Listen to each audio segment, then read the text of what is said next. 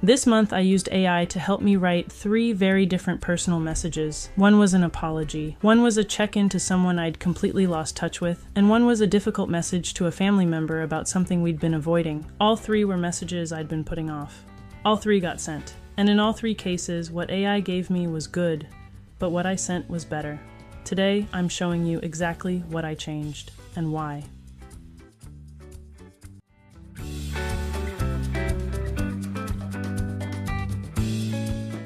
Welcome back. I'm Debbie, and this is your Tuesday mini lesson. This week we're talking about AI and the people in your life. How to use it for personal communication without losing what makes a message feel like it came from you. Before I show you the 3 messages, here's the one rule I always follow. AI writes the draft. I write the heart. That means I always read what AI gives me and ask myself, does this sound like me? Does it say what I actually feel? And where it doesn't, I change it. Always. No exceptions.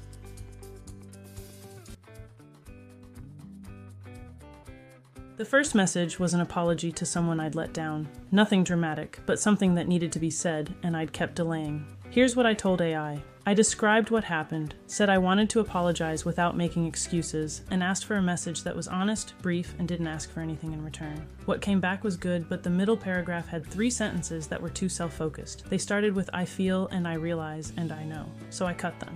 An apology isn't about how you feel. It's about acknowledging the other person. That one edit made the message completely different.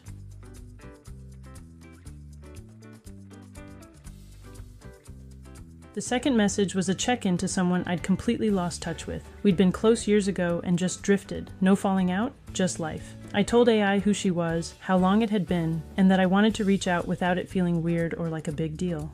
What came back was lovely, but the opening line was, I've been thinking about you a lot lately and wanted to reach out. I didn't love a lot lately. It felt slightly dramatic for someone I hadn't spoken to in 2 years. I changed it to, I've been thinking about you and finally decided to just say hi. That one small word change from a lot lately to finally decided to just made it feel lighter, less pressure, more like me.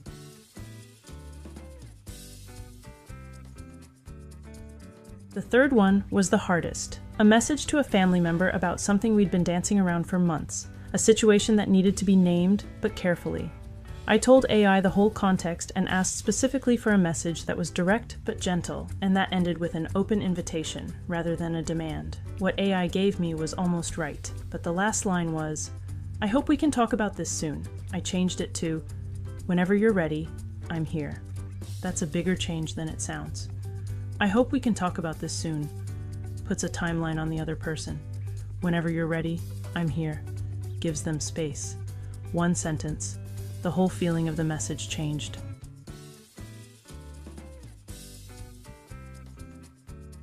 Here's what all 3 edits had in common.